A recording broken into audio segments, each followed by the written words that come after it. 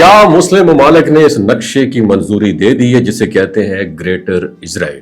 اب سوال یہ ہے فلسطین کا مستقبل کیا ہوگا؟ نبی کریم صلی اللہ علیہ وآلہ وسلم کی بڑی حدیث پوری ہونے جا رہی ہے۔ اس ویڈیو کو اینڈ تک دیکھیے گا، بہت کچھ سیکھنے کا موقع ملے گا۔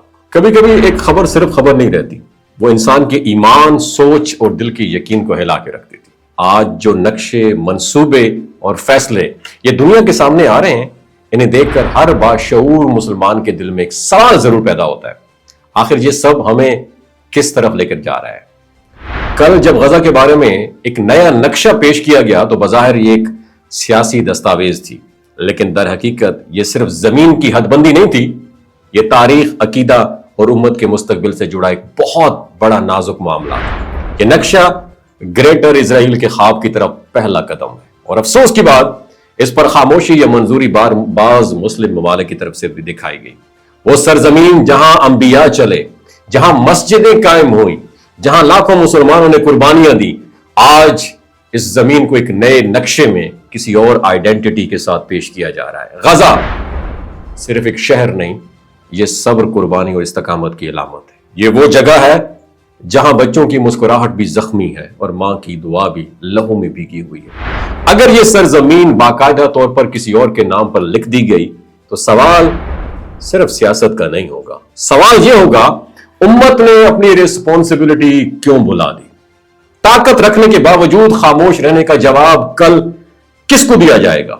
صرف یہ نہیں، یہ سب آخری وقت کی علامات ہیں۔ احادیث کے مطابق گریٹر اسرائیل بنے گا، تیسرا ہیکل تعمیر ہوگا اور بہت سارے علاقے اس منصوبے کا حصہ بنیں گے۔ عراق، شام، مصر اور بیت المقدس کا ذکر اسی تناظر میں کیا جاتا ہے۔ یہودی اپنے مسیحا کے انتظار میں مخصوص دعائیں اور رسومات ادا کرتے ہیں اور دیوار گریہ پر اپنے دل کا حال بیان کرتے ہیں۔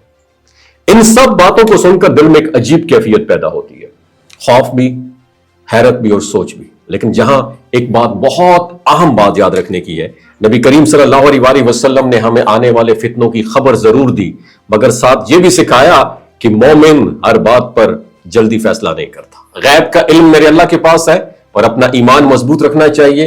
اور یہ بھی کہا جاتا ہے کہ ترکی، خاص طور پر استنبول، دوبارہ کفار کے قبضے میں جائے گا، اور پھر اسے آزاد کرنے کے لیے کون تشریف لائیں گے؟ حضرت امام مہدی علیہ السلام۔ کہاں سے نکلیں گے؟ خراسان سے لشکر نکلیں گے، اور آخرکار حق باطل پر غالب آ جائے گا۔ یہ سب بلیوز، عقائد اور روایات اپنی جگہ، لیکن سب سے اہم یہ ہے کہ اس وقت ہم اپنا کردار ہمارا کیا ہوگا؟ کیا ہم صرف پریڈکشنز پر بات کر کے مطمئن ہو جاتے ہیں، یا ہم اپنے ایمان، اپنے عمل اور اپنی رسپانسبلٹی کی طرف بھی توجہ دیتے ہیں؟ آج سب سے زیادہ افسوس اس بات پر ہے کہ امت کی قیادت کمزور دکھائی دیتی ہے۔ جن کے پاس وسائل، طاقت اور آواز تھی، وہ یا تو خاموش ہیں یا جھکے ہوئے نظر آتے ہیں۔ فلسطین کے معصوم بچے شاید کل قیامت کے دن پوچھیں گے، تمہارے پاس اتھارٹی تھی، تمہیں اختیار دیا گیا تھا، پھر تم نے اسے کہاں استعمال کیا؟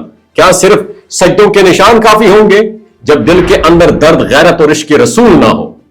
کیا کریں گے عبادات کو؟ عبادت صرف ظاہری عمل کا تو نام نہیں ہے نا، عبادت دل کی کیفیت کا نام بھی ہے۔ اگر دل میں امت کا درد نہ ہو، اگر زبان حق کے لیے نہ ہلے، اگر ہاتھ مظلوم کی مدد کے لیے نہ اٹھے، تو پھر کلمہ حق پڑھ لینے اور حج کر لینے سے مقصد پورا تو نہیں ہوتا۔ مکہ جانا سعادت ہے، مگر مکہ کی روح کو دل میں زندہ رکھنا اس سے بہت بڑی رسپانسبلٹی ہے۔ اس سب کے باوجود ہمیں مایوس نہیں ہونا چاہیے۔ تاریخ گواہ ہے کہ ظلم ہمیشہ کے لیے نہیں رہتا۔ کتنی ہی طاقتور سلطنتیں آئیں، نقشے بنے، سرحدیں کھینچی گئیں، مگر آخرکار اللہ کا فیصلہ غالب آیا۔ اگر گریٹر اسرائیل کا خواب دیکھا جا رہا ہے تو یہ بھی یاد رکھنا چاہیے کہ ہر خواب کی ایک لائف سپین ہوتا ہے، مدت ہوتی ہے، اور ہر انجام کا ایک ظلم کا انجام ہوتا ہے۔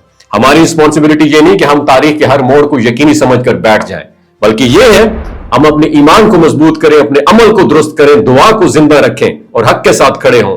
نہ اندھی خوشی، نہ اندھی مایوسی، بلکہ ہوش، یقین اور صبر کے ساتھ رستہ اختیار کرنا مومن کی پہچان ہے۔ اور آخر میں بس یہ بات دل میں بٹھا لیں کہ نقشے بدلتے رہیں گے، حکمران بدلتے رہیں گے، مگر اللہ کی سنت نہیں بدلتی۔ جو صبر کرے، حق پہ ڈٹا رہے، مظلوم کا ساتھ دے، وہی آخرکار سرخرو ہوتا ہے۔ اللہ تعالی ہمیں بھی سمجھ عطا فرمائے۔ ہمت بھی دے اور دین پر ثابت قدم بھی رکھے. وما علینا الا البلاغ المبین. اسلام زندہ باد، پاکستان زندہ باد.